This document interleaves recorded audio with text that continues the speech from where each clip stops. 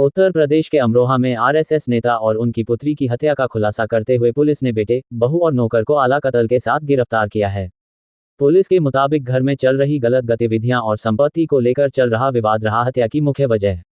बता दें कि अमरोहा नगर के मोहल्ला कटरा गुलाम अली में शुक्रवार रात को आरएसएस नेता योगेश चंद्र सर्राफ और उनकी पुत्री सृष्टि की गला रेत कर हत्या कर दी गई थी। इस हत्याकांड को लूटपाट के लिए की गई हत्या दिखाने के लिए आरोपियों ने पूरा प्लान बना रखा था। सैनिटाइजर से घर को धोया गया था और सबूत मिटाने की कोशिश की गई थी। इतना ही नहीं, घर में जो सीसीटीवी कैमरे लगे थे उसका डीवीआर भी बंद कर दिया गया था। लेकिन कहते हैं कि कानून के हाथ बहुत लंबे होते हैं। अमरोहा जनपद की फॉरेंसिक टीम ने बहुत मेहनत करके कुछ अहम सुराग हासिल किए, जिनके आधार पर पुलिस ने हत्या करने वाले बेटे ईशान अग्रवाल और उसकी पत्नी पर शक की सुई घुमाई। पुलिस पूछताछ में मृतक योगेश चंद्र अग्रवाल सर्राफ के बेटे ईशान अग्रवाल ने बताया कि पिता के कई महिलाओं से मधुर संबंध थे और वह एक मुस्लिम महिला से शादी भी करना चाहते थे और इसी वजह से वह उनको कुछ भी नहीं देना चाहते थे। वह अपना हिस्सा लेकर उसे बेचकर दिल्ली में शिफ्ट होना चाहता था, लेकिन उसके पिता इस बात को राजी नहीं थे और इसी वजह से उसने घर का गंदा माहौल देखकर अपना कारोबार दिल्ली में शिफ्ट किया था और वहीं पर गत्ते की फैक्ट्री लगाई थी। आरोपी बेटे ईशान के मुताबिक घर में रोजाना झगड़ा होता था, साथ ही पत्नी भी ससुर के इस कार्य को लेकर परेशान थी। इन्हीं बातों से परेशान होकर उसने अपनी पत्नी और अपनी फैक्ट्री में एक नौकर के साथ मिलकर अपने पिता को मौत के घाट उतारने का प्लान बनाया। इसके बाद शुक्रवार की रात को प्लान के मुताबिक घर में सोते समय अपने पिता योगेश चंद्र सर्राफ की दराती से गला रेत कर हत्या कर दी। हत्या के वक्त उसकी बहन सृष्टि ने ये सारा घटनाक्रम देख लिया। इसके बाद उसको भी उन्होंने मौत के घाट उतार दिया। फिलहाल एसपी कुंवर अनुपम सिंह के निर्देश पर अमरोहा नगर कोतवाली पुलिस के साथ साथ क्राइम ब्रांच, शहर कोतवाली पुलिस और फॉरेंसिक टीम के साथ साथ एसओजी टीम ने इस पूरे घटनाक्रम का खुलासा कर दिया। 24 घंटे में ही डबल मर्डर का खुलासा करते हुए मृतक कारोबारी योगेश चंद्र अग्रवाल के हत्यारोपी बेटे ईशान अग्रवाल और उसकी बहू और नौकर को जेल भेज दिया है। पुलिस अधीक्षक के मुताबिक अगर इस घटनाक्रम के खुलासे में थोड़ा और समय लग जाता तो पुलिस के लिए इस घटनाक्रम का खुलासा करना और भी बड़ी चुनौती हो जाता। इसलिए उन्होंने फॉरेंसिक टीम के प्रभारी को 5,000 रुपये का नकद पुरस्कार देकर सम्मानित किया है और घटना चक्र में लगी टीम को 25,000 रुपये का इनाम की घोषणा की है। फरवरी को जनपद अमरोहा में कोतवाली अमरोहा नगर क्षेत्र में ये डबल मर्डर की घटना हुई थी, जिसमें पिता और पुत्री मृत अवस्था में पाए गए थे। इस संबंध में अभियोग पंजीकृत करके विवेचना शुरू की गई थी। आज इस घटना का अनावरण किया गया है। घटना को कारित करने में मृतक के ही पुत्र, उनकी पुत्रवधू और एक अन्य साथी का हाथ है, जिन्होंने पिता और पुत्री का मर्डर किया।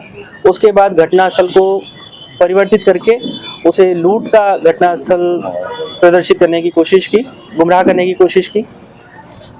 घटना के पीछे कारण यह है कि पिता और पुत्र में लंबे समय से संपत्ति का विवाद चल रहा था और इसके अलावा पुत्र अपनी संपत्तियों को बेचकर दिल्ली में शिफ्ट होना चाह रहा था और साथ में ही पिता की कुछ गतिविधियां थी जिनसे पुत्र और पुत्रवधू लगातार नाराज चल रहे थे।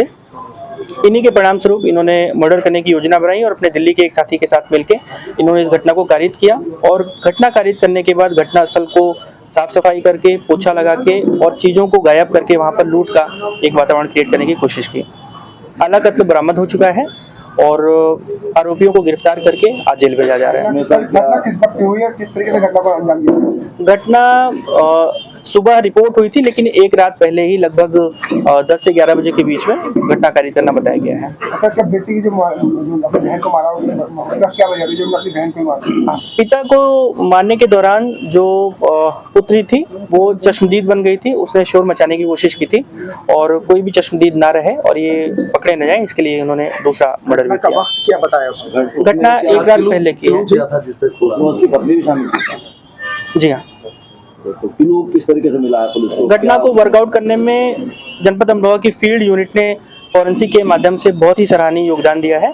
घटनास्थल के पास से कुछ खून के धब्बे मिले थे, जो कुछ अन्य वस्तुओं पर भी मिले थे। ये वस्तुएं मृतक के पुत्र और पुत्रवधू द्वारा इस्तेमाल की जाती थी। इनका परीक्षण किया गया। परीक्षण के बाद इनको कनेक्ट करके इनसे पूछताछ की गई। उसके बाद इस घटना का आरंभ हुआ है।